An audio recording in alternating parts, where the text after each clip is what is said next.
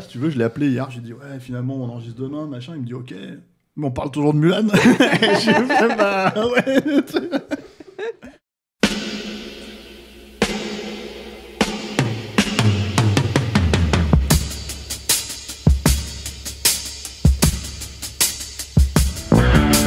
Votre copain Jack Burton, il regarde l'orage bien droit dans les yeux et il lui dit: T'es si tocard que tu passerais pour un chef-d'œuvre de l'art moderne. Madame, je n'écrirai rien sur ce film, c'est une merde. Merde. Ce sont les gars qui se prétendent normaux qui vous déçoivent. Les dingues, ça ne fait jamais peur.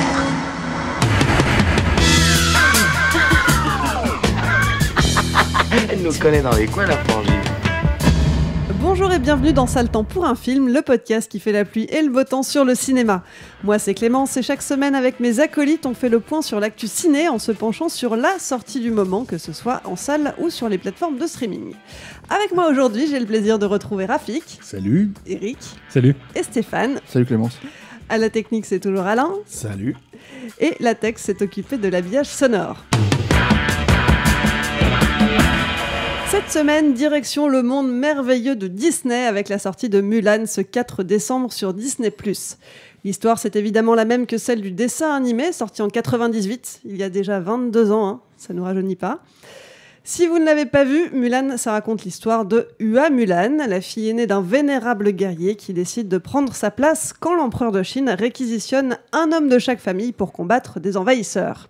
Au sein de l'armée, Mulan va se faire passer pour un homme du nom de Hua Jun et devra apprendre à se battre et à faire ses preuves sans se faire démasquer. Mulan prend donc la suite de Cendrillon, Le Livre de la Jungle, La Belle et la Bête, Aladdin ou encore Dumbo, au compteur des films d'animation de Disney passés en version live avec des comédiens et des comédiennes en chair et en os.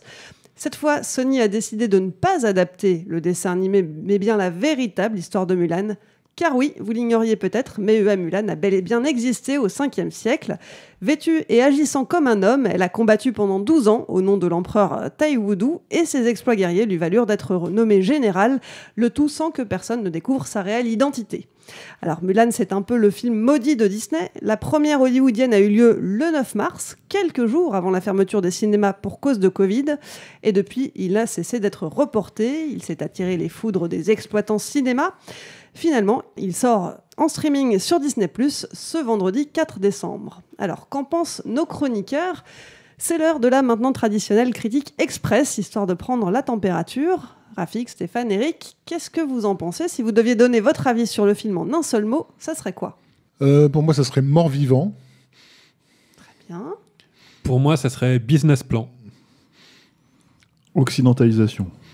Waouh, ça promet. Allez, c'est parti.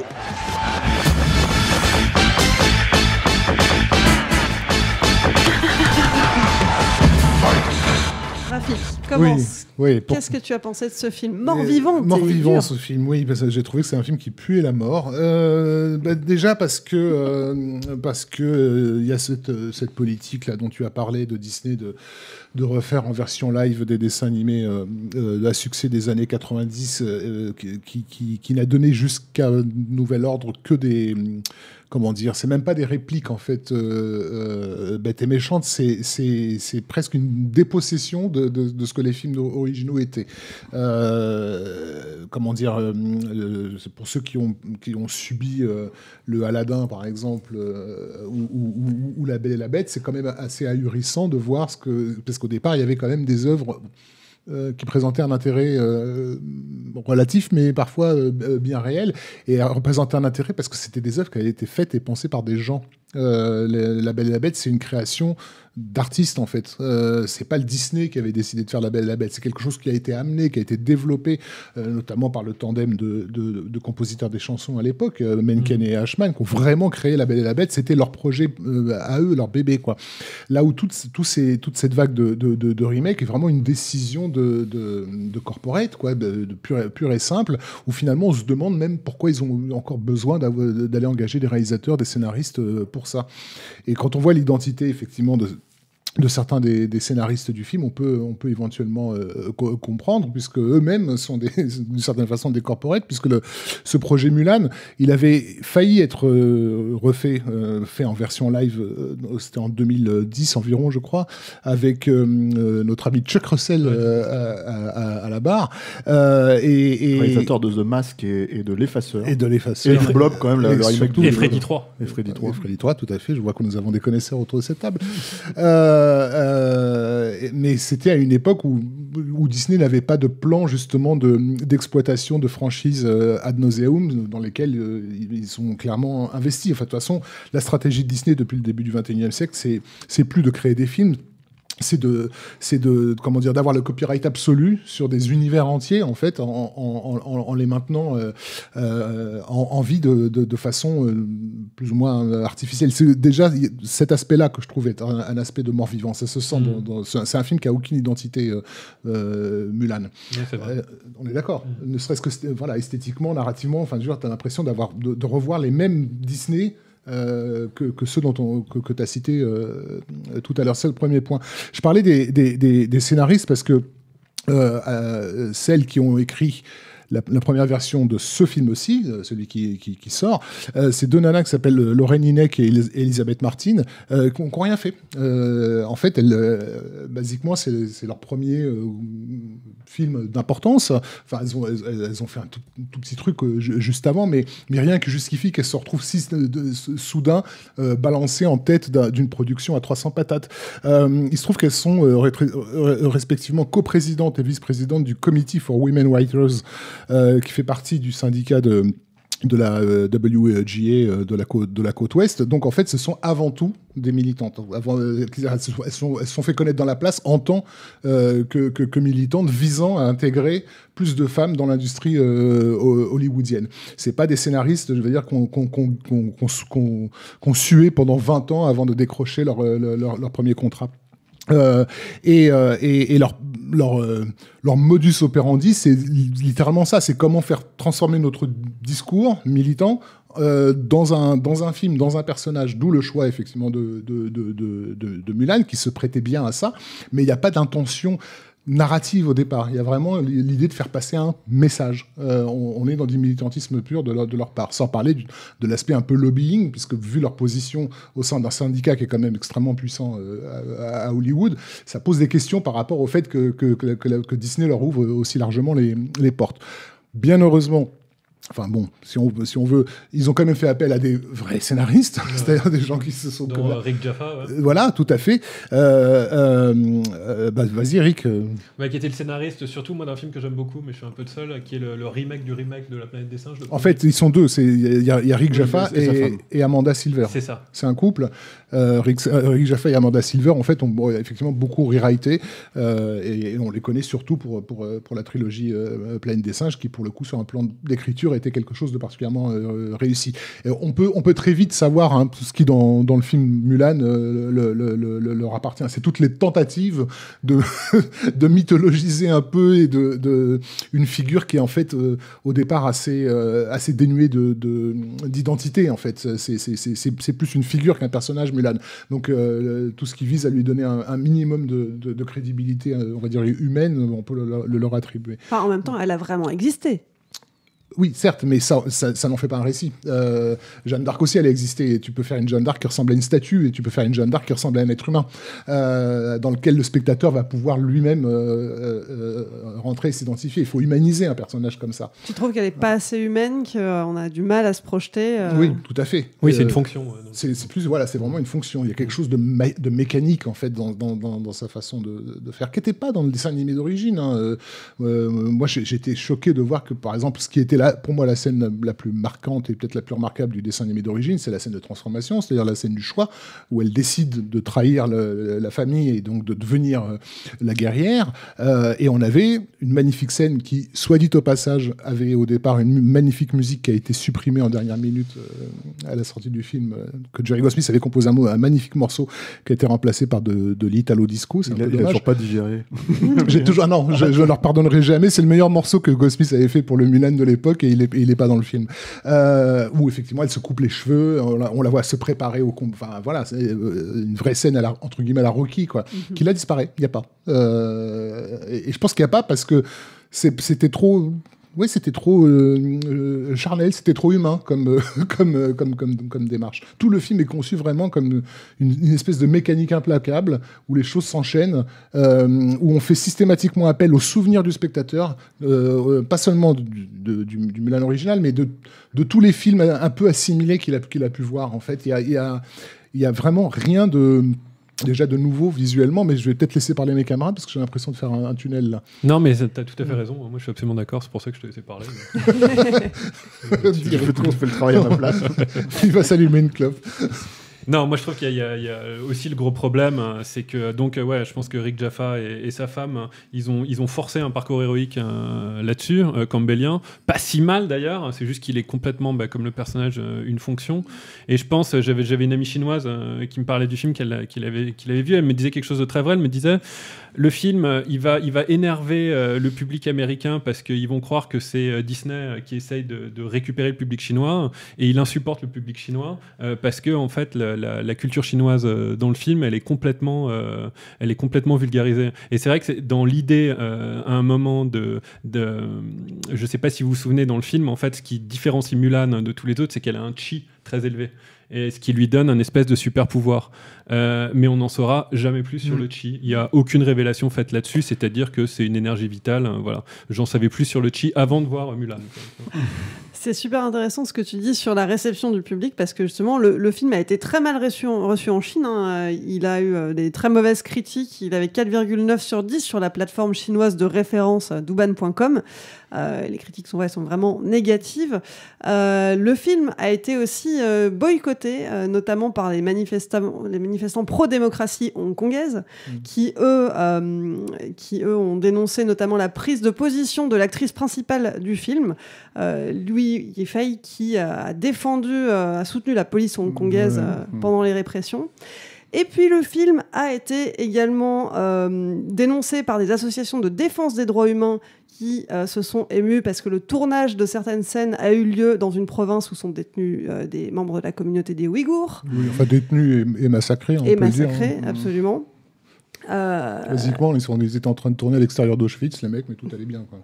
C'est ça. Et en même temps, le film déplaît aussi à certaines personnes parce qu'il pourrait être qualifié de nationaliste dans la mesure où Mulan qui se bat contre des envahisseurs, ça pourrait être interprété comme la métaphore des colons britanniques qui ont envahi la Chine et qui finalement n'ont laissé Hong Kong reprendre son indépendance qu'en 97. En fait, cet aspect nationaliste, il a toujours été, il a régulièrement été utilisé par la Chine, et donc par le Parti communiste chinois en partie, puisque une des grandes interprètes de Mulan, c'était une actrice qui s'appelait Shang Xiangyu, j'ai du mal à le prononcer, qui l'avait interprété en 1956. Et avant ça, en fait, elle avait, pendant la guerre de Corée, elle avait fait tout le tour de la Chine pour jouer Mulan en boucle dans différents villages afin de récupérer de l'argent pour acheter des bombardiers pour l'effort de guerre en Corée.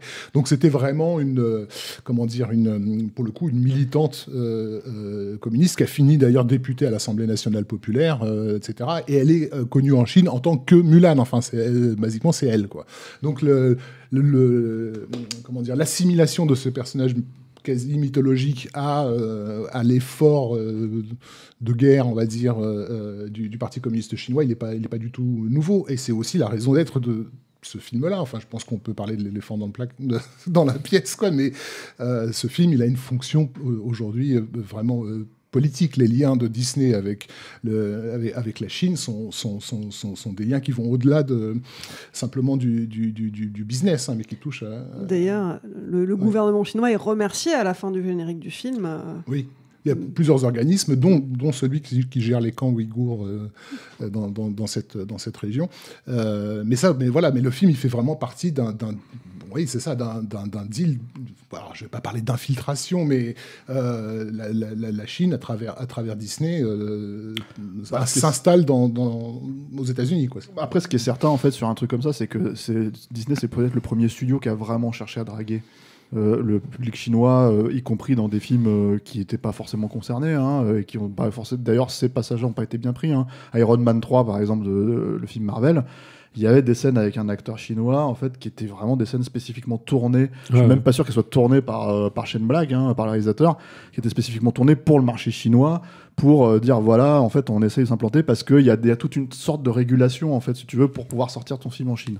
Et en l'occurrence, moi, quand je parle d'occidentalisation, c'est que, moi, je pense qu'il y a deux manières d'aborder le film. Là, je parle vraiment artistiquement parlant. C'est-à-dire que, est-ce qu'on l'aborde déjà, en fait, si tu veux, comme un film hollywoodien qui part en Chine, faire une version en fait d'un conte chinois comme ça pouvait être le cas, on va dire, du dessin animé il y a 20 ans, et ce genre de choses, ou est-ce que en fait au contraire, si tu veux, on laisse totalement en fait, si tu veux, Disney en fait se dit bon bah c'est quand même notre film parce qu'il va sortir sur les autres marchés, il a déjà de toute façon un business plan comme tu dis, tu vois, qui est vraiment détaillé, mais ce qui est quand même hallucinant, c'est que tu as tout le gratin du cinéma chinois connu en Occident. C'est-à-dire que tu as Jet Li, à part l'actrice principale éventuellement, tu as Jet Li, tu as Donnie Yen était dans un Star Wars, tu as Chang Pei qui était dans... le légendaire Chang Pei, dans un rôle qui fait vraiment de la peine. Qui fait de la peine, mais bon, après, elle a l'âge qu'elle a aussi, mais si tu veux, mais le truc avec Chang Pei, l'Hirondelle d'Or, tu vois... Elle joue la marieuse, pour voilà. précision.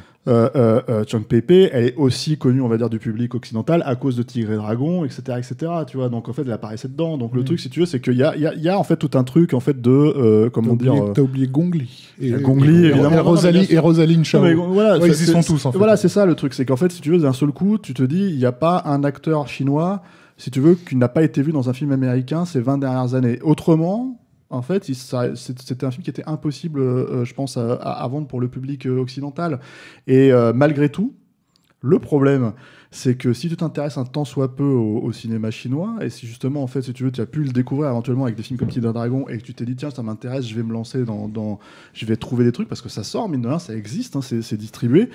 Bah, en fait, ce film-là, il propose absolument rien au-delà même du novateur, en fait, si tu veux, d'excitant. C'est-à-dire que pour moi, je me suis sorti du film en me disant c'est du Tsuyark occidentalisé, quoi. C'est vraiment, en fait, tous les films qui sont sortis, qui ont été énormément, justement, vendus comme des produits exotiques, en fait, comme, tu vois, les films de Zhang Yimou, les films après le succès, justement, de Tigre et Dragon,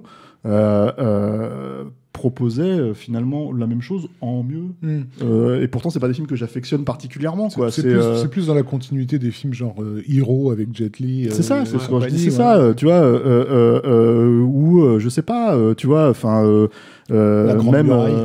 La Grande Muraille. Non, La Grande Muraille, c'est un film complètement différent parce que pour le coup, pour resituer, c'est un film de Zhang Yimou justement, mais c'est un film qui a été produit en Chine et qui a été fait en fait où tu vois que les mecs, en fait, justement, c'est la Chine qui drague le public occidental et tout ce qui a fonctionné en Chine, c'est-à-dire Avatar, les mecs qui vont chercher tous les gros cartons chinois en fait occidentaux, ils les foutent dedans. Là, le problème de ce film-là, c'est que, bah voilà, en fait, même si tu te retrouves avec des scènes à la Seven Swords et qui sont complètement...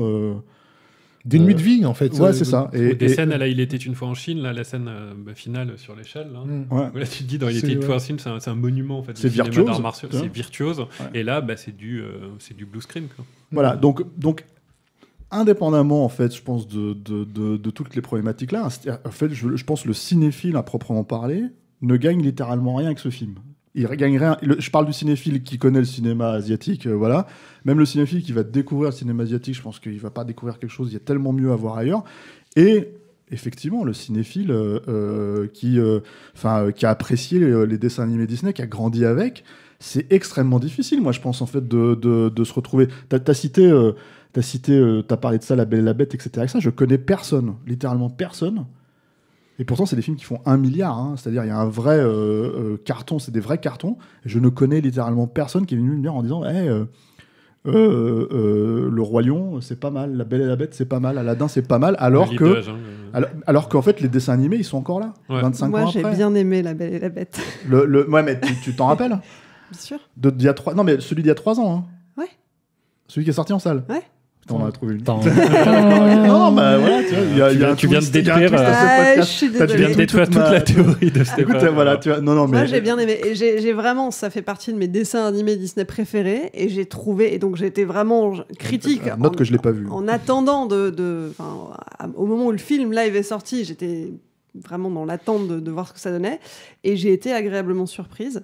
Après, j'ai pas votre culture ciné, hein, mais même, enfin, mais indépendamment de ça, c'est pas j'ai de problème. trouvé le personnage de Belle très bien campé par L'actrice d'Harry Potter, par ça, l'actrice Harry j'ai Potter, un dont le intro nom aussi, m'échappe là ouais. tout de suite. Emma Watson. Merci, par Emma Watson. Je trouvais que c'était un très bon casting pour incarner Belle.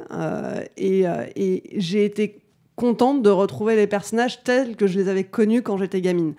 Avec Mulan, j'ai effectivement pas eu cet effet-là. Et justement, je trouve que c'est quelque chose qui manquait, de retrouver cet univers de Disney. Le fait qu'il n'y ait plus les personnages fantastiques, qu'il n'y ait plus le dragon Mouchou, qui est quand même un personnage clé. Ouais, mais ça, Mouchou, c'est étrange comme Mouchou, personnage. ils avaient décidé avant de le dégager parce que justement, il y avait à l'époque une très mauvaise réception en Chine de ce personnage-là qui manquait un peu de respect vis-à-vis des ancêtres. Alors, effectivement, mais du coup, il n'y a plus cette dimension Disneyesque dans le film. Il n'y a plus les chansons non plus qui faisaient quand même quelque chose. Enfin, ça avait Mais qui aidait à incarner le personnage aussi. Ouais. Quand même. Et qui est paradoxal quand on sait que la réalisatrice se défend, parce que la réalisatrice, on n'a pas parlé d'elle, la pauvre Niki Caro, donc réalisatrice néo-zélandaise. Moi, j'ai pas vu ces films. Je sais qu'elle avait eu un bon buzz avec Well Rider. Ouais, ça, je l'ai vu. Plusieurs années, voilà. Et en fait, elle avait fait pour Disney là, ce film McFarland USA, que je n'ai pas vu non plus. Donc, c'est ça qui lui vaut la carte de se retrouver sur Mulan, parce qu'en fait, en gros, comme d'habitude dans les politiques de studio actuelles, c'était il nous faut une réalisatrice pour un film avec une héroïne. Et bien, ça serait bien qu'on ait aussi une réalisatrice asiatique. Ils n'en trouvaient pas. Et à un moment donné, ils ont pensé à un réalisateur asiatique, en l'occurrence Jiang Wen, qui avait fait Les démons à ma porte. Et Angli aussi à un moment. Et Angli, mais Angli, il aura gentiment dit d'aller se faire voir. Il peut s'autoriser ça, et puis il avait des vrais films à faire. Mais le truc avec Niki Caro, c'est qu'elle s'est réfugiée derrière justement l'identité Disney, c'est-à-dire en disant oui, effectivement, je suis pas asiatique, mais je suis pas là pour faire un film asiatique, je suis là pour faire un film Disney, c'est-à-dire qui appartient à une tradition bien précise. Ce qui, effectivement, tu me confirmes, n'est même pas le cas, puisqu'on reconnaît pas la tradition au sens... mais après, je pense que c'est aussi le point d'ancrage de ce genre de film. C'est-à-dire que, si tu veux, moi, je pense que c'est aussi un des problèmes. C'est que tu as vraiment besoin d'une version réaliste du Roi Lion. Tu as vraiment besoin d'une version réaliste, en fait, du livre de la jungle. Moi, ce que je trouve... Tu vois, il y a des vrais efforts techniques sur ces films-là. C'est-à-dire c'est assez impressionnant, le livre de la jungle, la lumière et l'aspect, l'apport technologique des créatures, etc. Le Roi Lion, j'ai tenu un quart d'heure. Mais c'est vrai que c'est assez impressionnant parce que c'est du full CGI. Et le truc, par contre, c'est que les mecs qui se mettent à parler comme Bill Murray, mais Bill Murray, en fait, qui a pas pris son café, tu vois, ou je sais pas quoi. Et d'un seul coup, tu te dis, mais est-ce qu'on a vraiment besoin de ça? Et en fait, je pense que c'est leur seul point d'ancrage aussi. C'est ça le problème. C'est que en gros, les mecs se disent, mais en fait, si on adapte, on a deux choix. Soit on adapte ce dessin animé qui est un dessin animé traditionnel en CGI, tu vois, et donc d'un seul coup, en fait, on fait, ouais, mais ça, c'est Pixar. Donc c'est une autre brand, notre autre marque, tu vois. Soit en fait, si tu veux, on l'adapte en live. Et là, en fait, si tu veux, d'un seul coup, c'est même pas vraiment... Bon, dans le cas de Mulan, c'est du live parce qu'il y a des acteurs, etc. Mais dans le cas de Roi Lion, c'est littéralement du CGI, du full CGI. Et en fait, si tu veux, c'est leur manière de dire, bah oui, on fait pas exactement la même chose. C'est pas un remake, c'est une adaptation. Et le problème, c'est que dans l'adaptation, je pense que tu perds... dans cette logique-là, si tu veux, tu perds une essence fondamentale, quoi. Si tu veux, ce qui est effectivement que moi, quand je vois un film comme Mulan, j'ai pas l'impression que c'est un film pour enfants. Alors que le dessin animé, c'est quand même, je pense, un film pour enfants. Et quand je dis enfant, et familial, c'est-à-dire, là, j'ai pas l'impression de voir un film familial. J'ai l'impression de voir un film de, pardon, excuse-moi, Raph, d'arts martiaux. Pour ramener à un nivellement par le bas total, en fait, si tu veux, on fait le film le plus safe possible. Mais ça reste que ça ressemble à un film d'arts martiaux. C'est pour ça que je parle aussi d'occidentalisation et de, tu vois... D'après la réalisatrice, l'intérêt de faire ce film en live, c'était d'avoir un film qui soit à la fois, je cite, réaliste, ce qu'il est évidemment pas, parce que quand on court sur les murs de la deuxième scène et on a un zozio rouge qui passe son temps à traverser l'écran, épique, parce que quand même, Parce hein, que ça n'est pas non plus. ce n'est pas non plus, et puis surtout viscéral, ce qui est l'antithèse de ce dont on est en train de parler depuis le début, parce que c'est vraiment là pour le coup un film qui manque absolument totalement d'humanité, mais à un point où c'en est vraiment vertigineux. Il y a un autre rapport esthétique par rapport à ce que je parlais du fait de tout le temps rappeler au spectateur des choses qu'il a déjà vues, qui est un certain cinéma russe qui est pas forcément très exploité chez nous, mais qui circule beaucoup en téléchargement sur Internet, et on a notamment beaucoup de plans qui semblent venir du film de Sergei Bodrov là, sur Genghis Khan là, qui s'appelait Mongol, qui était sorti en 2007. Pratiquement toutes les scènes à cheval, notamment le plan où on voit un seul cavalier avec ensuite différents cavaliers qui apparaissent derrière lui, tout ce genre d'idées là semble venir de ce cinéma-là qui a fait ses preuves au box-office aussi, mais tout est de l'ordre du rappel, c'est-à-dire il n'y a rien qui est généré organiquement par le film lui-même en fait. Mais est-ce que finalement ça poserait pas la question un peu plus large de Disney est-il en manque d'inspiration ? La question, je pense qu'elle est vite répondue. Parce que, ouais, en fait, ça c'est un moment. C'est même pas la question pour eux, en fait. Pourquoi font-ils ces films-là, en fait ? La vraie question, c'est pourquoi ils les font. Mais pourquoi ils les font et pourquoi ils en font pas d'autres ? Pourquoi est-ce qu'il n'y a pas de nouvelles créations et qu'ils ne font que se reposer sur des franchises existantes ? Tu as parlé d'un truc au tout début de l'émission où tu as dit les salles de cinéma n'étaient pas contentes en fait, du report. C'est pas pour être plus spécifique, pour être plus précis, en fait, ils n'étaient pas contents du fait que le film passe directement sur la plateforme Disney+. Quand tu regardes la plateforme Disney+, il y a 4 univers. Tu regardes, il y a Disney, il y a Pixar, il y a Marvel et il y a Star Wars. Et en gros, il y a National Geographic ou un truc comme ça, je crois, en plus. Tu vois, donc en fait, tu as 5 trucs. Et c'est présenté, quand la plateforme a été présentée, c'était présenté comme une espèce de logique de parc d'attractions. Quand tu vas chez Disney, tu as un endroit Marvel, tu as un endroit Star Wars, tu as un endroit machin, etc. Et j'imagine, tu vois, si tu es fan de Star Wars, ça doit être super cool de se balader dans des décors hyper bien reconstruits, etc. Il n'empêche que c'est du parc d'attractions. Bon. Le truc, si tu veux, c'est qu'ils réfléchissent leur logique comme ça. C'est-à-dire que vraiment, tu as ce genre de truc-là. Donc il n'y a pas de volonté de créer quelque chose de nouveau là-dedans. En tout cas, au stade où on en est, hein. Et en fait, il y a sur certains univers, ils se mordent la queue. C'est-à-dire que sur Star Wars, ils sont hyper emmerdés parce qu'en fait, ils savent plus quoi faire maintenant, vu qu'ils ont terminé la trilogie, qu'ils sont plus, voilà, etc. Donc en fait, ça c'est le premier truc. Et le deuxième truc, c'est que tu te retrouves en fait avec un film qui, parce que comme tu l'as cité un petit peu au début, je voulais vraiment spécifier ça, et c'est un enjeu, une variante économique dans le cinéma qui est hyper important, c'est que tu as un film qui a coûté très très cher, qui, est sorti en Chine, n'a pas rapporté le score escompté, qui débarque littéralement, alors Covid oblige, sur la plateforme. Nous, en France, ça a été un tout petit peu décalé parce que c'est sorti en septembre, pardon, voilà. Moi, je l'ai vu en salle, hein, le film, en mars, tu vois, c'était ma dernière projo, je crois, juste avant le confinement. Et en gros, je l'aurais vu à la télé, je pense que ça aurait été littéralement la même chose. Ça pose la problématique, je pense, déjà de ce que Disney aujourd'hui propose, tu vois, c'est-à-dire que ça peut se voir à la télé plutôt que sur grand écran sans problème. Mais en plus, par-dessus le marché, en fait, comme c'est des films énormes, qui rapportent énormément d'argent. 200 millions de dollars de budget. Ouais, de budget. Officiellement, mais d'après Gongli, ils étaient à 300, environ 300. Vous avez les comptes aussi? Non, c'est juste qu'elle a un peu trop ouvert sa gueule en promo.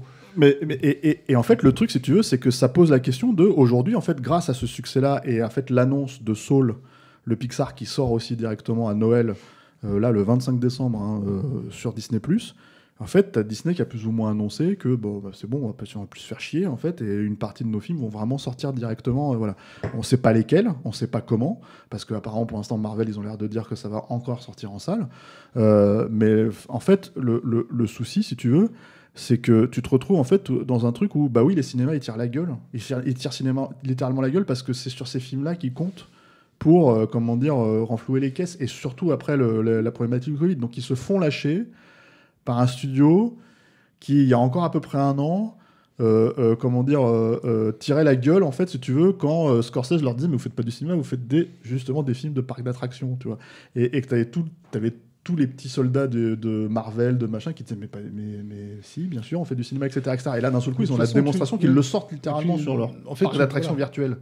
Mais je dirais, à la limite, dans une attraction, parfois, tu as des auteurs. C'est-à-dire, tu as des gens qui ont pensé à l'attraction. Là où vraiment, sur un film comme ça, il n'y en a pas. C'est pour ça qu'on n'a même pas eu le réflexe de parler de la réalisatrice au début du podcast, parce que finalement, il y en a pas. Si tu regardes comment le film est construit, par exemple, visuellement, c'est pas compliqué. Tu as un plan qui vient du storyboard, qui se voit tout de suite, dans la façon avec laquelle il est cadré, suivi de 4 ou 5 plans qui sont basiquement des longues focales sur les comédiens. Et tout le film est comme ça. À aucun moment tu sors de cette dynamique-là. C'est-à-dire que tu aurais très bien pu filer à Weta Digital le storyboard et ils auraient calculé les plans intermédiaires et tu aurais fait le film en full CGI sans avoir même besoin de comédiens. En fait, on sait même pas pourquoi on monte des équipes pour faire des films comme ça. Et pourquoi Parce qu'il y a, je pense qu'il y a aussi une résistance, mine de rien, malgré tout, sur des personnages humains. Il y a encore une résistance, on va dire, si tu veux, de la part du public. Pour regarder des films avec effectivement des personnes de chair et d'os, tu vois, ce que eux ils estiment être voilà. C'est-à-dire qu'en fait le Roi Lion, oui, mais si t'as les comédiens sous la main, ça serait pas mal par exemple de les diriger, de leur faire jouer des rôles. Problème, tu vois, mais oui, je suis d'accord. Mais après, je pense que c'est un truc d'exécutant jusqu'au bout. Pour tout le monde, vraiment, pour toute l'équipe, c'est désincarné. Moi, j'ai été vraiment agressé par la désincarnation absolue de ce film, sans parler de ce qu'il représente sur un plan géopolitique, hein, comme on l'a évoqué, tous les problèmes politiques qui tournent autour du film. Voilà. Culturel, économique par rapport à l'industrie du cinéma. Enfin, c'est un film très problématique. Voilà. Ouais, et je pense que c'est... Peut-être que les auditeurs vont avoir l'impression qu'on est très méchant avec ce film, mais je pense qu'il arrive comme une espèce de cerise sur le gâteau, comme un ras-le-bol absolu. Les Star Wars, les récents, ont bien montré aussi que c'est ce que vous disiez tout à l'heure, que ça n'intéresse plus Disney de faire des bons films, mais plutôt des business plans. Ça ressemble vraiment beaucoup à le scénario à une table de réunion de 60 exécutifs, qui se sont pas beaucoup concertés d'ailleurs, parce que c'est complètement irregardable, moi je trouve. Et quand on regarde ces films, donc Le Livre de la Jungle, Le Roi Lion, etc., tu as tout à fait raison, Stéphane, ou Mulan, ils ont tous le même problème. C'est qu'avant, qu'on soit critique ou qu'on soit spectateur, on pouvait les regarder avec des enfants et on pouvait y trouver son compte. On pouvait projeter du Bettelheim là-dedans, de l'inquiétante étrangeté. Il y avait une âme derrière. Et maintenant, en fait, dans ces remakes-là, il n'y a plus personne. Et c'est pour ça qu'on ne parle pas de la réal. Mais c'est quand même ce public-là qui y va. Ouais, c'est-à-dire que les enfants, ils y vont. Je sais pas ce qu'ils en retiennent. Je sais pas non plus. Et sur le long terme aussi, qu'est-ce qu'ils ont. Moi, je pensais que les personnes n'aimaient La Belle et la Bête. Tu vois. Donc, tu vois, c'est pour dire. Mais moi, j'en serais presque au point de conseiller d'éviter d'amener ces gamins là-dedans, juste pour pas qu'on leur aspire la vie, quoi. Parce que c'est vraiment un truc de. Quand je parle de mort vivant, il y a quelque chose de macabre dans ce cinéma-là. Et je pense que c'est pour ça qu'il y a de notre part. Mais bon, moi, j'ai beaucoup de potes qui l'ont vu. Mulan, c'est la même chose. Il y a un ras-le-bol. De ce manque d'effort absolu en fait de Disney en ce moment, de juste on met des billes, on veut récupérer des calots, c'est tout. Donc à la fin, c'est bien. Quelle dit. citation. Ouais, pardon. Mais je suis très curieuse du coup d'avoir les réactions de nos auditeurs sur le répondeur et savoir ce qu'ils en ont pensé. Pour boucler en tout cas cette émission, en un mot, Mulan, est-ce qu'il faut y aller ou est-ce qu'il ne faut pas aller le voir ? Je crois que la réponse est claire, mais... Non, il faut l'éviter à tout prix et faire un gros doigt d'honneur au Parti communiste chinois qui a produit le film. Il n'y a pas que le Parti communiste chinois à qui tu peux faire un doigt d'honneur. Hein. Tu peux faire un doigt d'honneur à Disney aussi. Aux agents Disney, oui. Ouais, bon. Alors, faut pas y aller, clairement. Mais il y a un film, alors je sais pas pourquoi personne l'a vu, parce qu'en plus vous adorez le réalisateur. Moi, j'arrête pas d'en parler à mes potes critiques, personne l'a vu. Moi, je trouve que c'est un chef-d'œuvre. Il y a qui veut citer des films. Ah non, mais surtout celui-là. Donnez une alternative. N'allez pas voir Mulan, allez voir. Mowgli, la légende de la jungle d'Andy Serkis. Tu l'as vu, Rafik ? Ouais, je l'ai vu. Bon. C'est pas mal. Ah, je trouve ça incroyable. Vraiment Sur Netflix. Sur Netflix. Andy Serkis. Ouais. Andy Serkis qui fait Gollum. L'acteur de Gollum, qui est le spécialiste de la performance capture, qui a notamment interprété César, le singe César, dans justement La planète des singes, des scénaristes de Mulan, voilà. Mais et qui a effectivement qui est passé à la réalisation avec ce film. Et ce film est incroyable parce qu'en fait, là, clairement, c'est une version adulte de Mowgli qui a plus grand chose à voir avec le livre de la jungle. Il y a un apport énorme, c'est extrêmement sombre, mais c'est magnifique. Il y a des petits problèmes de budget, c'est vrai, donc on sent qu'il a pas pu faire exactement ce qu'il voulait. Moi, je trouve le film vraiment exceptionnel. Je me souviens, je l'avais vu pour la petite histoire dans une baraque en Thaïlande sur un PC miniature. L'écran était couvert de moustiques. Je l'ai revu depuis pour voir. Et j'avais vraiment halluciné sur la qualité du film, sur sa capacité à m'emmener dans un univers que je pensais connaître et transcender toutes mes attentes. Donc vraiment, je conseillerais aux auditeurs de voir ce film. Et si le caractère, on va dire, d'ambiguïté sexuelle de Mulan vous intéresse, moi je recommanderais un manga qui est un peu oublié aujourd'hui, c'est bien dommage, d'Osamu Tezuka, qui s'appelle Princesse Saphir, qui nous raconte donc l'histoire d'une jeune fille qui doit se faire passer pour un prince. C'est très librement, très lointainement inspiré de Mulan, mais au moins ça a de la vie et du cœur. Ça ressemble à quelque chose qui a été fabriqué par un humain et ça vaut le coup. Très bien, donc n'allez pas voir Mulan, mais allez voir Mowgli et lisez Princesse Saphir. Et puis, si vous l'avez vu malgré tout, dites-nous ce que vous en pensez. Vous êtes d'accord, finalement, vous avez trouvé ça tout aussi nul que nos chroniqueurs, ou alors au contraire, vous avez adoré. Dites-le nous, donnez-nous votre avis sur le répondeur de Capture Mag. Pour ça, il suffit de nous laisser un petit message vocal via Messenger et on les diffusera dans le prochain épisode. La semaine dernière, on parlait de True Story of Gang Kelly. Alors Alain, ils en ont pensé quoi, nos auditeurs ?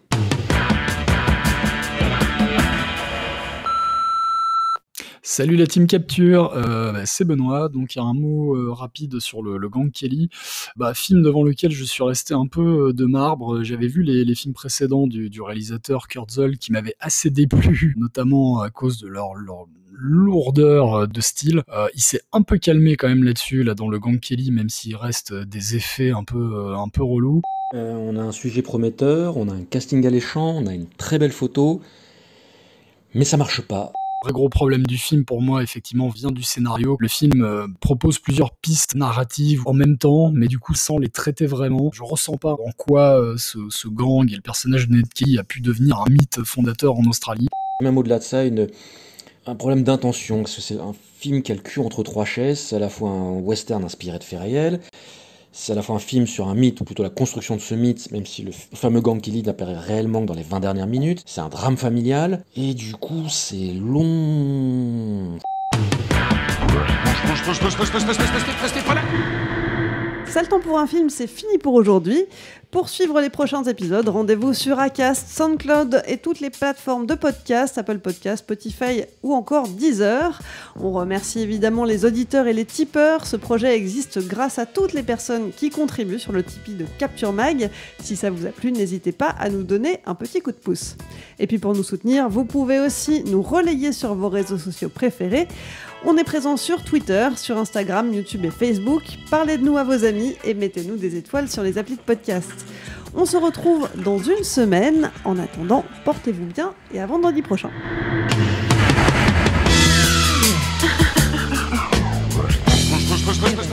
Restez pas là,